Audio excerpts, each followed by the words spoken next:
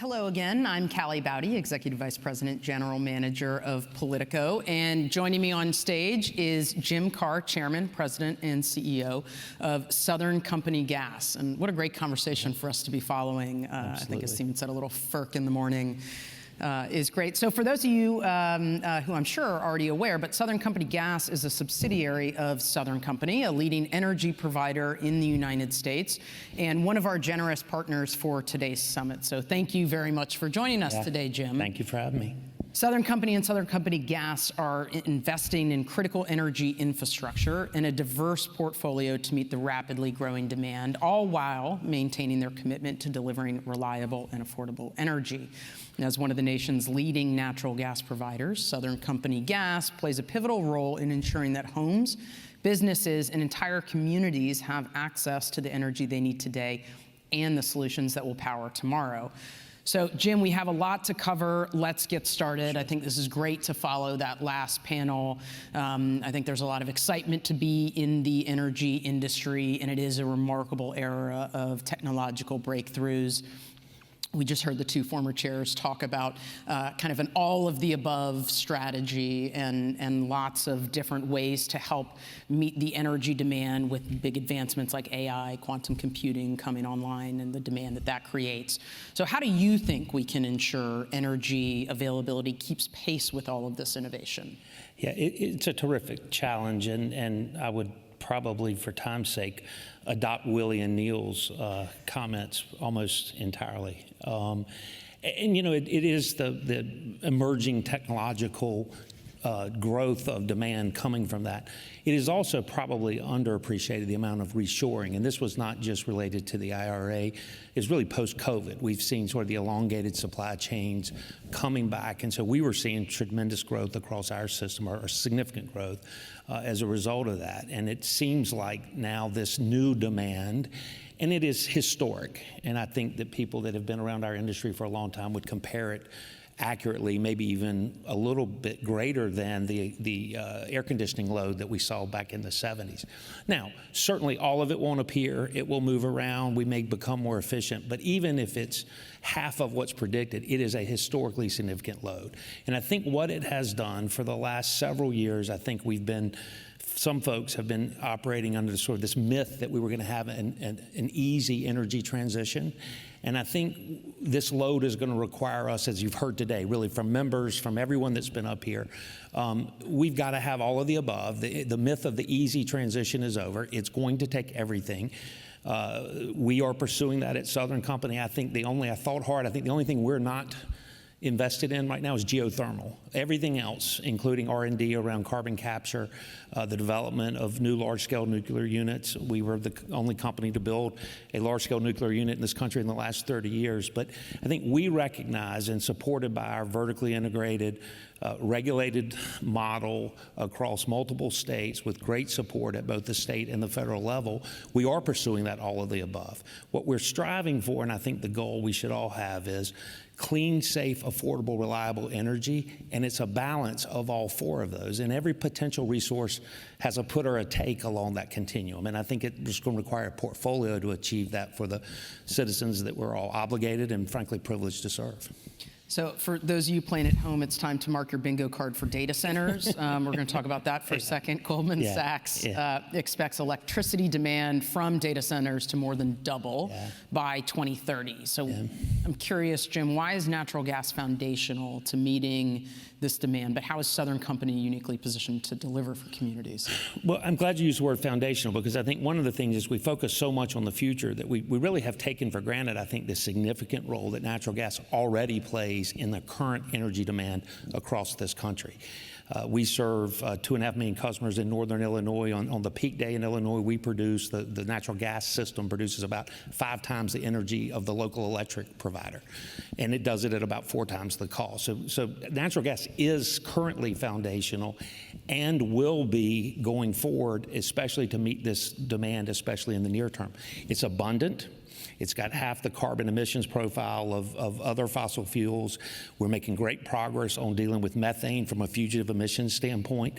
It's affordable. Again, about EIA would say it's about 3.5 times cheaper than any other fuel source. So, and you know, the problem we've got is that we're using the system as more and more electricity is generated from natural gas, and we're using gas for direct use as well as exports.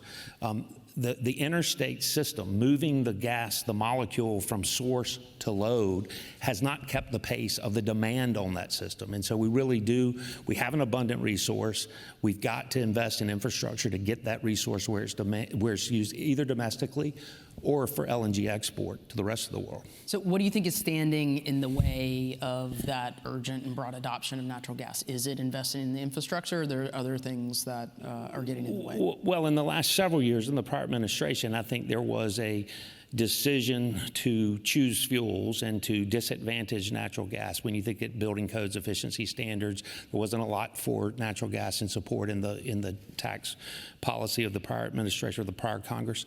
But infrastructure is the key now. So looking forward, it is infrastructure. And I think durable, bipartisan permitting reform for not just natural gas infrastructure, all energy infrastructure makes a lot of sense. You know, you can have an EO. We've got some fairly favorable court decisions here recently, but that's not durable. And what's happened is, and I don't think we have to do away with NEPA. I don't think we have to do away with the Clean Water Act. Those are important pieces of legislation that I think have served us well. But in the last couple of decades, they have been interpreted and applied beyond their clearly intended purpose.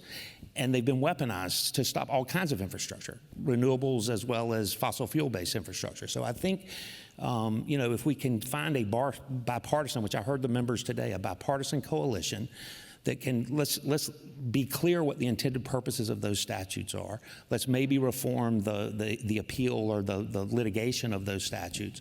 And let's give some certainty. We have an expansion of a pipeline that we own 50% of coming across much of the Southeast to serve growing demand in that region. And the single biggest risk in deploying that capital is it's not even the permitting risk, it's the litigation after the permitting risk. And so I think there's you can honor those important statutes and remove some of the uncertainty and the financial risk of investing in this infrastructure that citizens need so badly. So beyond that broad construct, is there something specific that you think that policymakers should be doing that would actually help champion a reliable, affordable energy future? Yeah, Not just necessarily removing the downstream risk, but how to be proactive about it. Yeah, so I mean, I think a couple of things, and I'll leave the details to the members and others that have been up here, but I think there's a couple of things. Sort of adopt a fuel-neutral policy. Quit picking winners and losers. Take your thumb off the scale. Allow customers to choose the resources they want.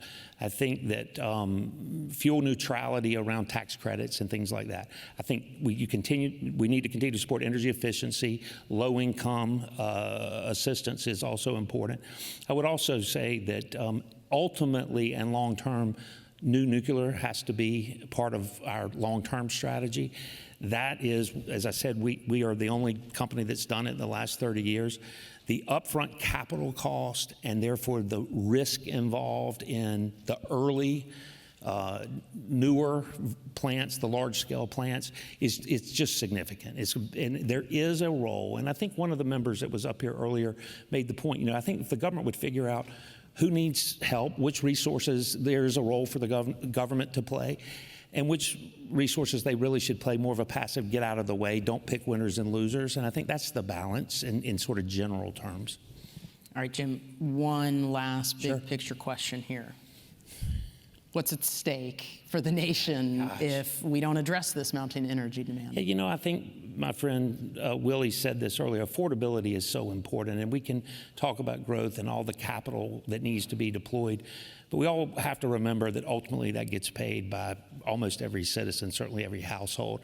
And so I think getting this right, managing clean, safe, affordable, and reliable, first of all, it just serves our citizens and our communities. It gives us an unassailable domestic advantage towards prosperity, and it gives us, given the abundance of our domestic resources and our ability to export LNG effectively and affordably to other parts of the world, it gives us an unassailable geopolitical advantage.